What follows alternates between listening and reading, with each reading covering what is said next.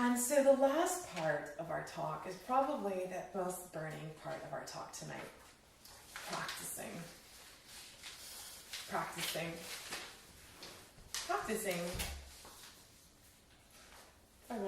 I bet if somebody really wanted to, they could create a career of being a practice coach to parents, to just coach you through this challenging thing.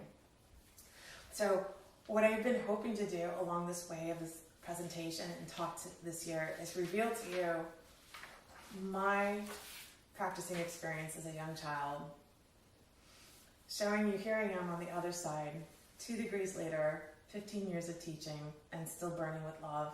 And I was horrible to my mother, horrible. And I just wrote an article, I just alluded to it in a newsletter, but it's on a blog, it's called I Hate Violin. That came out of my mouth many times, capacity as your teacher to your children, but I had so many challenges growing up. And I remember so many times when my mom and teacher would just say, could you just wait out in the hallway for a minute? I mean, I was oblivious. You're so self-consumed as a child. The fact that you might in any way be incurring any stress on the loved people in your life is not part of your mental reality. You just don't think like that. But I did. And again, I would go to summer institutes and I would see my mom go to parent classes and she would send me off to roller skate and I was just, what? I have to do all the work playing the violin. Well, there's nothing for you to learn or think about here. But there's so much for you to think about. I mean, I was so resistant at home that it got to the point where my mom had to take a tape recorder, record my teacher, and she would just bring that home and push play. It was a good idea. And I've talked to other colleagues that have had that similar circumstance growing up. You're already their parents. They love you more than anything. The last thing they want to do is let you down.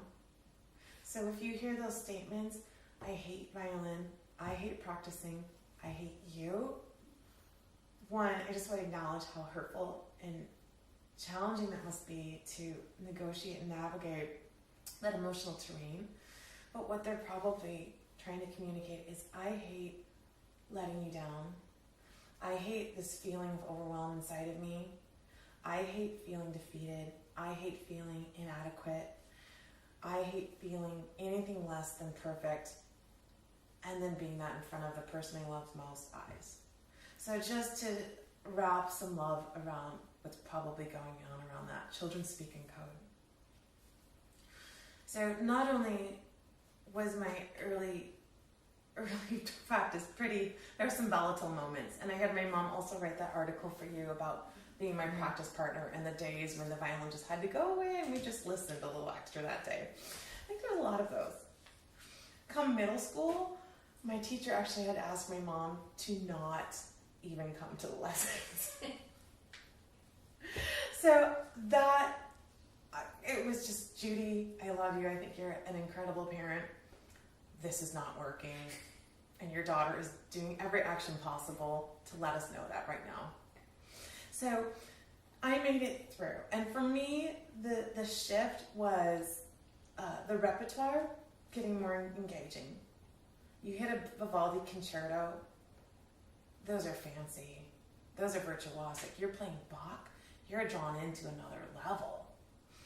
You go to institutes and you get to join the teen club or play in a string quartet. I'm hooked. I'm in. But there was so many behind-the-scene conversations right there. It still wasn't a linear path, though. Even after hitting probably age 12, 13, 14, at age 17, my very fiery mouth, my very sassy words, I was so sassy to my mom that she said to me, she cut me off. She said, "You can't treat me like this, and you're paying for violin lessons now." And I said to her, "I don't have any money.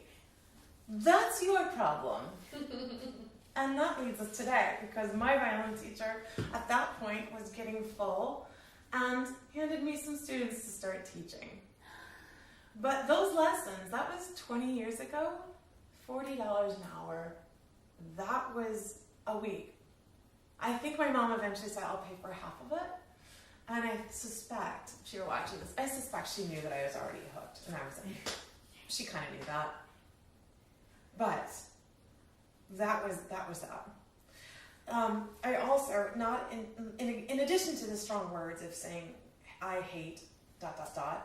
I wanted to quit constantly. So I wanted to just remark a little bit about that in case it might be your child now, it might be your child never, it might be your child at some point in the future, or it might just highlight that every constitution is going to have certain patterns.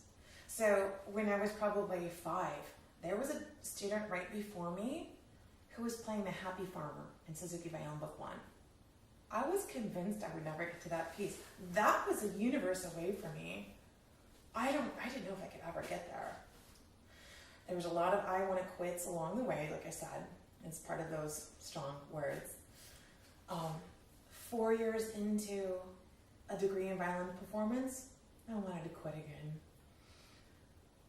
18 months into a graduate degree, I wanted to quit again. At some point in my late 20s, I really thought about it. Even some points, even just having an overuse injury and going through the pain. And I get it now. I'm one of those people that just hit walls. So again, that might not be your child. I don't mean to just draw this into my experience and say that has to be what your child is going to do. But I've noticed that pattern in almost everything I love. I just hit walls and I'm ready to throw years out the window in a flash. Some children are going to have a very different constitution and different patterns. So maybe what it is that we just look for those patterns. Mm-hmm. So that's the first thing I wanted to talk about for